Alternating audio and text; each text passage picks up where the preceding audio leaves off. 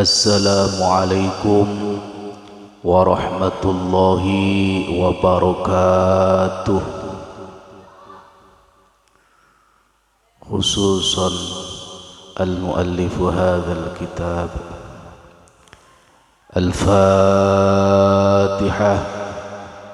A'udzu billahi minasy syaithanir rajim.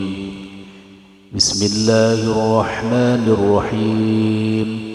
Alhamdulillahi rabbil alamin. Ar-Rahmanir Rahim. Maliki yaumiddin. Iyyaka na'budu wa iyyaka nasta'in. Ihdinas siratal mustaqim.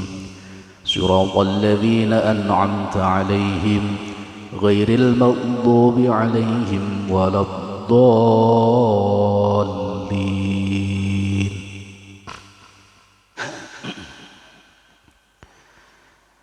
Meneruskan pengajian yang kemarin, yaitu dalam kitab Nasaihul Ibad. Sekarang makalah yang nomor 3. Bismillahirrahmanirrahim. Qala Syekhul Muallif rahimahullahu ta'ala wa nafa'ana bihi wa bi'ulumihi fid dharaini ajma'in ya rabbal alamin. Qala rabbi ishrah li sadri wa yassir li amri wahlul 'uqdatam min lisani yafqahu qawli. Amin ya rabbal alamin. Bismillahirrahmanirrahim. Wal maqalatu utawi maqalah as-salisatu kang nomor 3 iku an Abi Bakrin Siddiq, cinarita saking Abu Bakar bin Siddiq radhiyallahu anhu. Radhiya muga-muga ngridani sapa Allahu Gusti Allah anhu saking Abu Bakar Siddiq.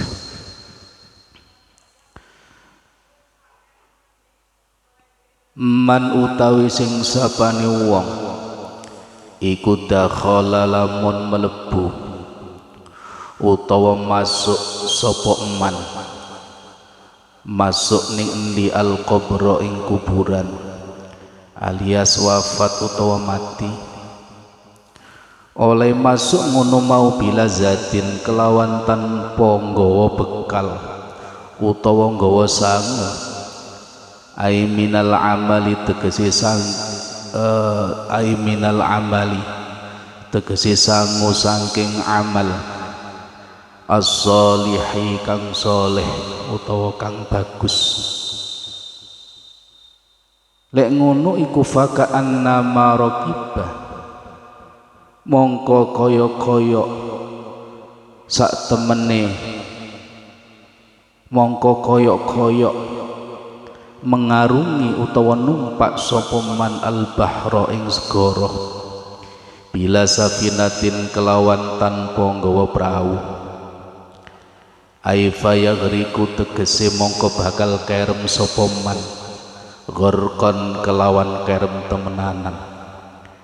La khalasa ora bakal ana slamet iku maujud lahu kaduwe man illa biman kecuali kelawan pitulunge wong yungkidhuhu kang nyelametake sapa man ing man dakhalal qabra.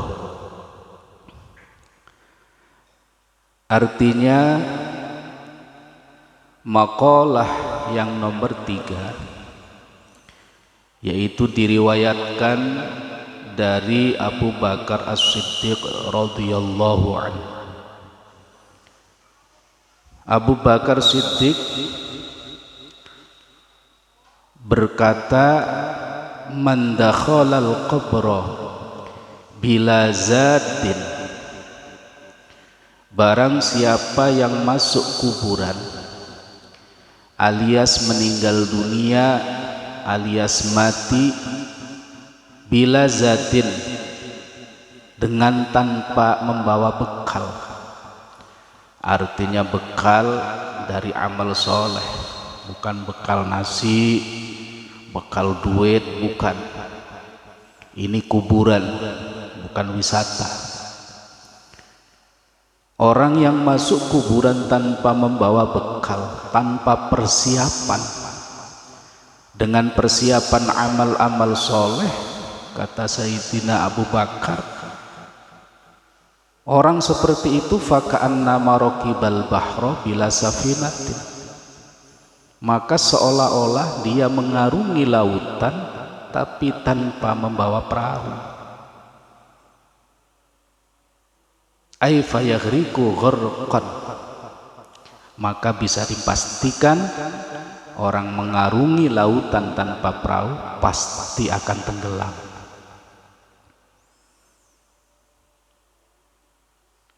Di kubur juga seperti itu.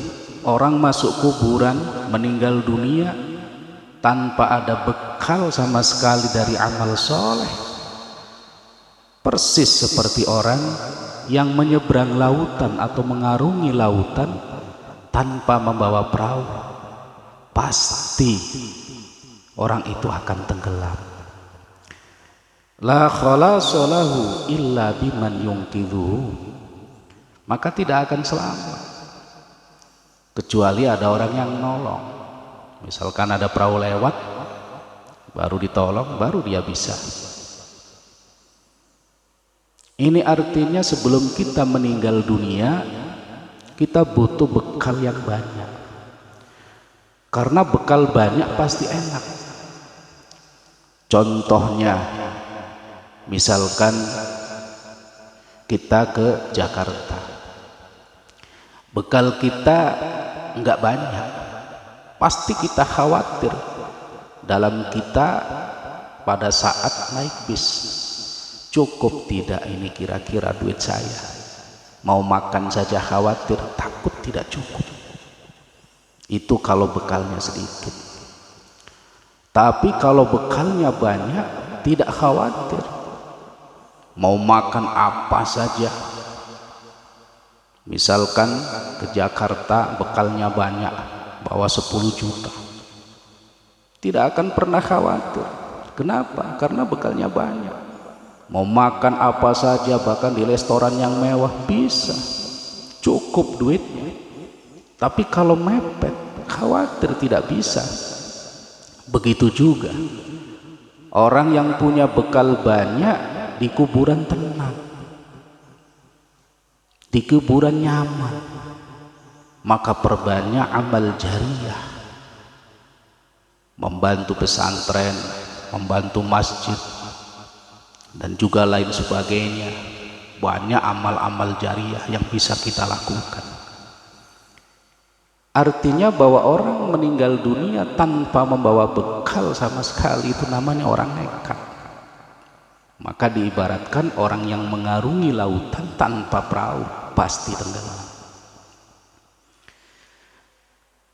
Kama qala kaya oleh ngendika sapa Kanjeng Nabi sallallahu alaihi wasallam, mal mayyitu rauna utawi mayit fi qabrihi ing dalem kuburane mayit iku illa kal ghariqi, kecuali koyok dene wong kang tenggelam utawa wong kang kerem utawa wong kang tenggelam, al mughawwithi kang nyuwun pitulung, ayat talibi tegese wong kang golek, li ayyu ghosa supaya yen to ditulung sapa talib.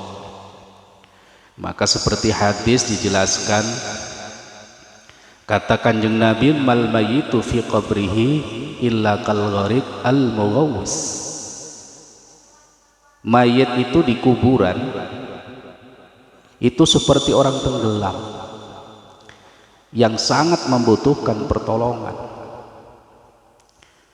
Maka di dalam hadis lain disebutkan, mal mayyitu fi qabrihi illa shibhul gharik al mutaghawwis yang tadhiru da'watan min abin aw ummin aw waladin aw sadiqin siqatin fa idza lahiqathu kanat ahabba ilaihi minad dunya wa ma fiha wa inna Allah azza wa jalla la yudkhilu ala ahli al-quburi min du'ai ahli dunya amsalal jibal wa inna hadiyatal ahya'i ilal amwati al istighfaru lahum was sadaqatu alaihim.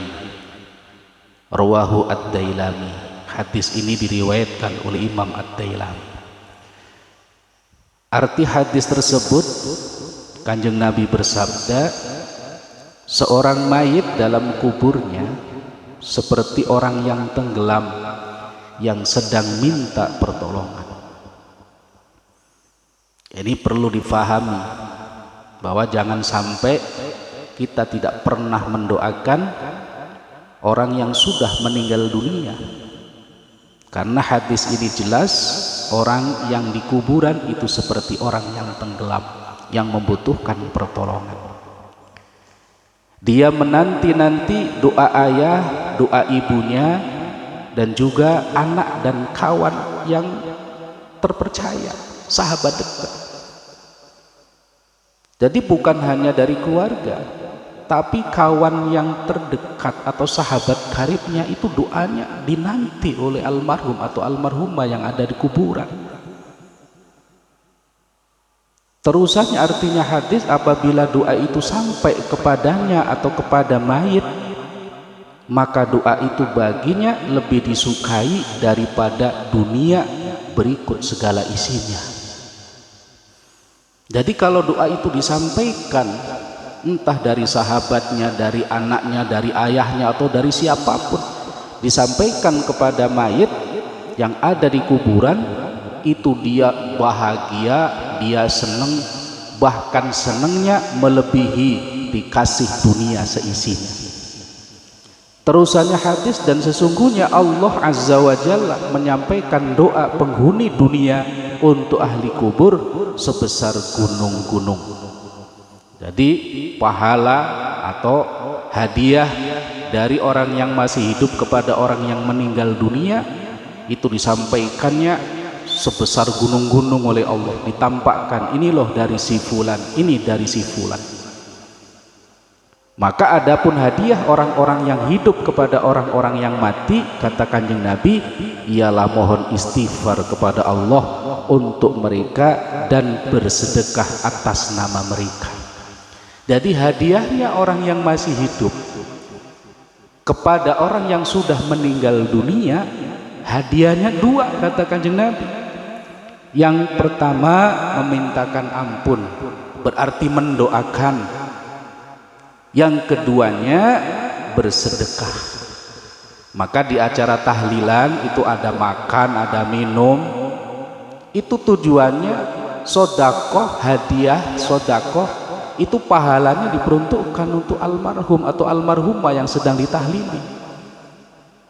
Jadi jelas menurut hadis ini yang diriwayatkan oleh Imam ad-Dailami, bahwa doa orang yang masih hidup kepada orang yang sudah meninggal dunia jelas sampai dan disampaikan oleh Allah. Maka begitu mayit ini menerima doa dari orang yang masih hidup, dia bahagia, bahagianya melebihi orang yang dikasih dunia seisinya. Maka untuk itu bagi siapapun yang punya sahabat, punya keluarga yang meninggal dunia, jangan bosen-bosen mendoakan dan juga memberikan hadiah yang pahalanya ditujukan kepada almarhum almarhumah dari keluarga kita, karena itu manfaatnya luar biasa. Maka makalah yang kedua dari kitab ini, yaitu orang yang masuk kuburan tanpa ada bekal, maka dia namanya nekat, atau seperti orang yang mengarungi lautan tapi tanpa membawa perahu, pasti akan tenggelam. Itu saja ngaji singkat pada hari ini, mudah-mudahan ada manfaatnya buat kita semua. Usikum wa nafsi bitaqwallah. wallahul muwaffiq ila aqwamit thoriq. Assalamualaikum warahmatullahi wabarakatuh.